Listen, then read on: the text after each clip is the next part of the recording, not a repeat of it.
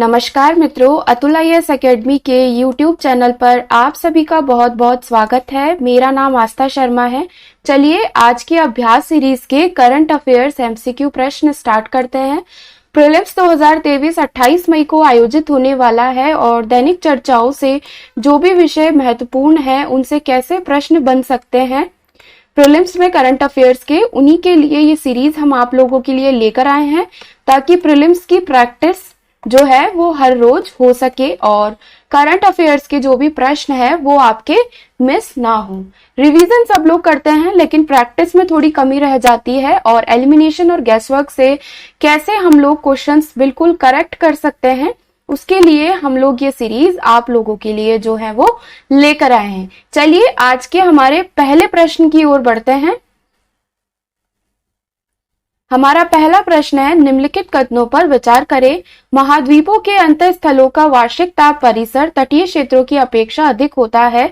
अफ्रीकी मरुस्थलीय क्षेत्र के निर्माण का कारण इनका उपोषण उच्च दाब पेटी में स्थित होना है। हमसे यहाँ पूछा है कौन से कथन सही है। सबसे पहले हम ये देखेंगे कि हमसे सही कथन पूछा है। हमारे दोनों ही कथन यहाँ पर बिल्कुल सही है, इसलिए हमारा सही उत्तर हुआ विकल्प सी। चलिए इसकी व्याख्या की ओर बढ़ते हैं और इन कथनों के बारे में और जानते हैं। तो जैसा कि हमने पहले कथन में पढ़ा था कि जो महाद्वीप होते हैं, जैसे ये एक महाद्वीप है तो उसका जो अंतः स्थल है यानी ये जो इनर एरिया है, यहाँ का जो वार्षिक ताप परिसर है वो अधिक होता है और ये जो तटीय क्षेत्र होते हैं इनका कम होता है। क्यों? क्योंकि महाद्वीप के किनारे पर समुद्र होते हैं, महासागर होते हैं और जो महासागर होते हैं और जो भूमि होती है उनके बीच में तापीय अंतर बहुत ज्यादा होता है। तो वो इस तरीके से यहाँ पे कम टेम्परेचर है, यहाँ पर ज्यादा टेम्परेचर है, तो ये एक दूसरे से एक्सचेंज होता रहता है। तो ये जो है इसलिए हमारा जो ये बाह्य जो स्थल होता है महाद्वीपों का, वहां पे जो वार्षिक ताप परिसर होता है वो अंतः जो स्थल होते हैं उनसे कम होता है। क्यों? क्योंकि यहाँ पे महासागर से जो है ये एक दूसरे के साथ बैलेंस होता है, लेकिन यहां तक जो वो चीज पहुंच नहीं पाती है। इसीलिए अगर आप देखें तो हमारा जो मुंबई है, तो मुंबई में हमेशा जो है ना गर्मी पड़ती है ना सर्दी पड़ती है। उसका कारण यही है कि वो जो है वो महासागर के करीब है। और अगर हम बात करें राजस्थान की, तो राजस्थान में बहुत ज्यादा गर्मी, बहुत ज्यादा सर्दी पड़ती है। तो उसका कारण यही है कि राजस्थान के पास में कोई भी समुद्र नहीं है, तो यहाँ पर जो है गर्मी भी बहुत तेज पड़ती है और सर्दी भी बहुत तेज पड़ती है। तो यही कारण है, इसलिए हमारा पहला कथन सही हुआ। अफ्रीकी और यूरेशियाई मरुस्थल निर्माण का कारण इनका उपोषण दाब उच्च दाब पेटी में स्थित होना है। इसका मतलब क्या होता है कि अगर दाब अधिक है तो तापमान भी अधिक होगा।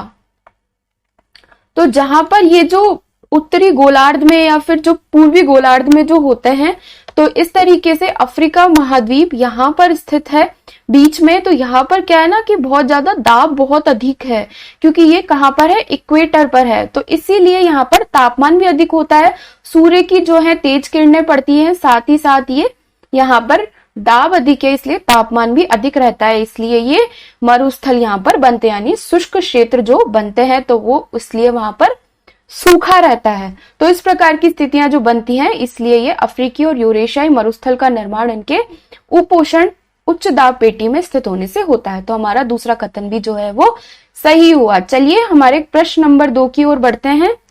प्रश्न नंबर 2 है, हाल ही में किस संस्था ने वर्ल्ड टूरिज्म बैरोमीटर रिपोर्ट जारी की है? विश्व बैंक, विश्व व्यापार संगठन, G20, विश्व पर्यटन संगठन। टूरिज्म का मतलब क्या होता है? टूरिज्म का मतलब क्या होता है? पर्यटन। यहाँ पे पर्यटन कहाँ पर दिया गया है? यहाँ पर दिया गया है, ठीक है। कई बार कंफ्यूज करने के लिए आपको 2-3 जगह पर्यटन लिख के और भी संस्थाएं दे देंगे, लेकिन अभी यहाँ पर क्या है ना, बाकी की चीजें दी है। जैसे विश्व बैंक है तो उसका काम मोस्टली आर्थिक से रिलेटेड होता है, इनका व्यापार से रिलेटेड होता है, इनका होता है कि परस्पर देशों में कैसी चीजें चल रही है। लेकिन यहाँ पर जो विश्व पर्यटन संगठन दिया है तो ये हमारा एग्जैक्ट करेक्ट आंसर है, क्योंकि यहाँ पर और भी कहीं भी ऐसा नहीं दिया है। थोड़ा सा भी अगर आपने रिवाइज किया हो तो आपका यह वाला उत्तर सही हो सकता है। लेकिन ये याद रखिए कि कई बार क्या होता है कि कंफ्यूज करने के लिए जान करके ऐसा कुछ पर्यटन लिख देंगे ताकि आप उसको जल्दी जल्दी में सही कर दें, लेकिन थोड़ा सा रिवीजन यहाँ पर जरूरी है।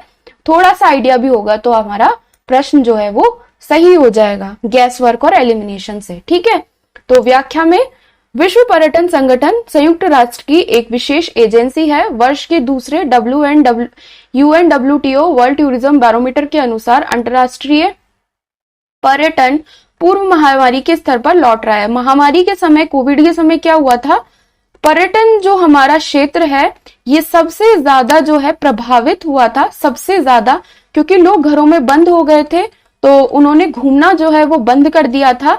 तो ये जो पर्यटन क्षेत्र है इस पर भयंकर जो है वो इसका प्रभाव पड़ा था और आर्थिक स्थितियां भी देशों की खराब हुई थी। जैसे मालदीव देश है वो पूरा पर्यटन पर डिपेंडेंट है, तो ऐसे देशों में बहुत ज्यादा परेशानियां हुई थी। लेकिन अब जो है ये रिपोर्ट कहती है कि अब पर्यटन पूर्व महामारी स्तर पर लौट रहा है, यानी जो डाउन हुआ था ये वापस जो है वो अप हो रहा है, अब लोग घूमने निकल रहे हैं। तो घूमने जाना जो है वो एक मजे का काम है हमारे लिए, लेकिन ये बहुत सारे लोगों की आजीविका भी जो है वो चलाता है, यानी ये जो है वो अर्थव्यवस्था से भी बहुत ज्यादा इम्पैक्ट करता है, इसीलिए इसकी रिपोर्ट बनाई जाती है। 2023 में पहले 3 महीनों में लगभग 235 मिलियन पर्यटकों ने अंतर्राष्ट्रीय स्तर पर यात्रा की।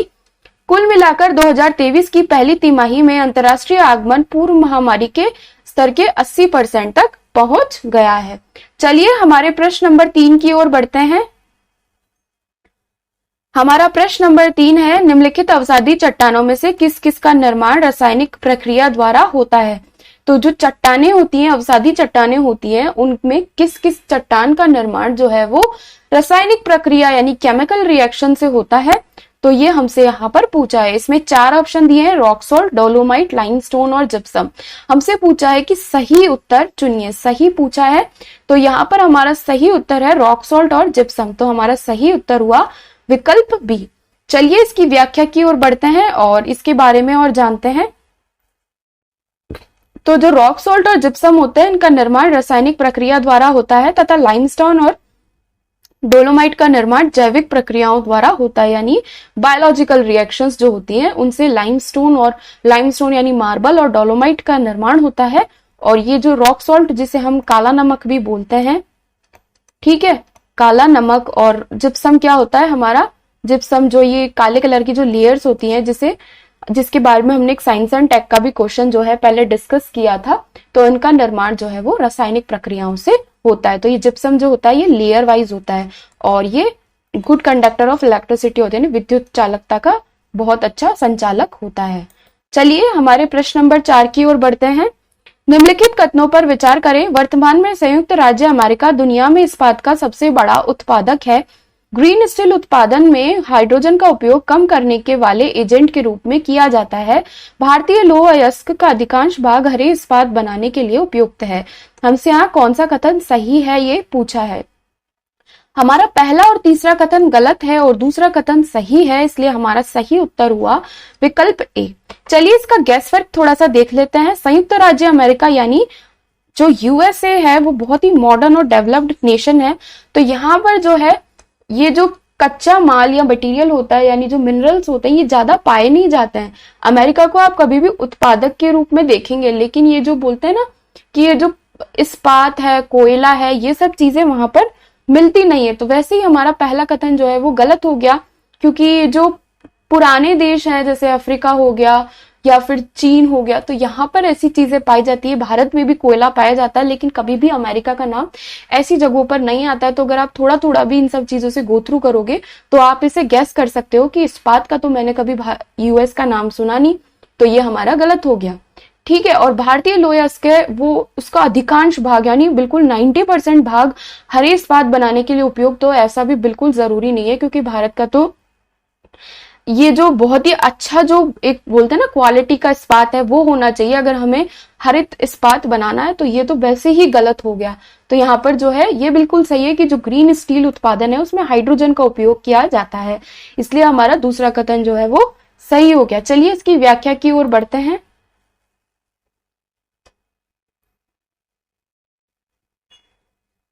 चीन जो है वो दुनिया में इस्पात का सबसे बड़ा उत्पादक है। चीन में आपने देखा होगा लिथियम है, जितने भी बहुत बड़े बड़े जितने भी ऐसी चीजें मिनरल्स हैं वो वहां पर ज्यादा पाए जाते हैं। ग्रीन स्टील या उन प्रक्रियाओं के माध्यम से उत्पादित स्टील जो कार्बन डाइऑक्साइड का उत्सर्जन नहीं करते हैं। तो ग्रीन स्टील वो स्टील होता है जो कार्बन डाइऑक्साइड का उत्सर्जन नहीं करता, यानी वैसे जो स्टील बनता है तो वहां से CO2 निकलता है, ठीक है। लेकिन जो ग्रीन स्टील होता है, हरित स्टील होता है, वो जो है CO2 का उत्सर्जन नहीं करता है, यानी ग्लोबल वार्मिंग नहीं होगी, यानी प्रदूषण बहुत कम होगा। इसलिए जहां पर भी ग्रीन नाम लग जाएगा ना, यानी प्रदूषण नहीं होगा वहां पे। इसलिए ऐसी प्रक्रियाओं की तरफ हम बढ़ रहे हैं। तो ये इसको हमने यहाँ पर जाना कि ग्रीन स्टील क्या होता है, यानी जो CO2 का उत्सर्जन नहीं करता। अनिवार्य रूप से स्टील उत्पादन में रेसिड्यूइंग एजेंट के रूप में हाइड्रोजन का उपयोग करता है। भारतीय लौह अयस्क का अधिकांश भाग हरे इस्पात बनाने के लिए अनुपयुक्त है। ऑस्ट्रेलिया के राष्ट्रमंडल औद्योगिक और वैज्ञानिक अनुसंधान संगठन के अनुसार भारत और ऑस्ट्रेलिया के लौह अयस्क का 66% ग्रीन स्टील बनाने के लिए उपयुक्त नहीं है। इसलिए हमारा कथन 3 जो है वो गलत हो गया था। चलिए हमारे प्रश्न नंबर 5 की ओर बढ़ते हैं। ये हमारा अर्थव्यवस्था से संबंधित एक हमारा प्रश्न है। ये उपभोक्ता मूल्य सूचकांक के माध्यम से रिपोर्ट किया गया मुद्रास्फीति का कच्चा आंकड़ा है, जिसे श्रम सांख्यिकी ब्यूरो द्वारा मासिक रूप से जारी किया जाता है। इससे अत्यधिक स्थिर आंकड़ों को हटाने के लिए समायोजित नहीं किया जाता है, जिनमें वे आंकड़े भी शामिल है जो आर्थिक स्थितियों की परवाह किए बिना स्थानांतरित हो सकते हैं। यह अक्सर रहने की लागत में बदलाव की निकटता से जुड़ा हुआ होता है, जो बाजार के भीतर उपभोक्ताओं की उपयोगी जानकारी प्रदान करता है। उपरोक्त विवरण में से किस प्रकार की मुद्रास्फीति की चर्चा की जा रही है? उपभोक्ता मूल्य सूचकांक बहुत ज्यादा चर्चाओं में रहता है। ये बढ़ रहा है या घट रहा है, तो ये हमेशा जो है वो देखा जाता है अर्थव्यवस्था से जोड़कर। तो इसीलिए यहाँ पर मुद्रास्फीति के बारे में पूछा है। हमारा सही उत्तर यहाँ पे हेडलाइन मुद्रास्फीति, यानी इस विवरण में जिस मुद्रास्फीति की चर्चा की जा रही है वो हेडलाइन मुद्रास्फीति है। चलिए इसकी व्याख्या की ओर बढ़ते हैं और उस मुद्रास्फीति के बारे में और जानते हैं। हेडलाइन मुद्रास्फीति उपभोक्ता मूल्य सूचकांक के माध्यम से रिपोर्ट की जाने वाली मुद्रास्फीति का कच्चा आंकड़ा है, जिसे श्रम सांख्यिकी ब्यूरो द्वारा मासिक रूप में जारी किया जाता है। ये जरूर याद रखें कि इसे कौन जारी करता है? श्रम सांख्यिकी ब्यूरो। और मासिक रूप से कई आंकड़े तिमाही रूप में आते हैं, कई छमाही रूप में आते हैं, ये मासिक रूप में आता है। अत्यधिक अस्थिर आंकड़ों को हटाने के लिए हेडलाइन मुद्रास्फीति को समायोजित नहीं किया जाता है। इसमें वे आंकड़े भी शामिल है जो आर्थिक स्थितियों की परवाह किए बिना बदल सकते हैं। हेडलाइन मुद्रास्फीति अक्सर जीवन यापन की लागत की बदलाव से निकटता से संबंधित होता है, जो बाजार के भीतर उपभोक्ताओं को उपयोगी जानकारी प्रदान करती है। CPI में हटाए गए भोजन और ऊर्जा की कीमतों के अक्सर अस्थिर तत्वों के लिए हेडलाइन का आंकड़ा मौसमी या अक्सर अस्थिर तत्वों के लिए समायोजित नहीं किया जाता। तो इस प्रकार से हमने हेडलाइन मुद्रास्फीति के बारे में जो है वो जाना। इसी प्रकार से मित्रों हमारे अभ्यास सीरीज के 5 प्रश्न यहाँ पर समाप्त होते हैं। अगर आपको ये सीरीज पसंद आती है तो प्लीज इस वीडियो को लाइक करें, अपने हिंदी माध्यम के विद्यार्थियों के साथ इसे जरूर शेयर करें, हमारे चैनल को सब्सक्राइब करें। अतुल IAS अकेडमी के YouTube चैनल से जुड़ने के लिए आप सभी का बहुत बहुत धन्यवाद।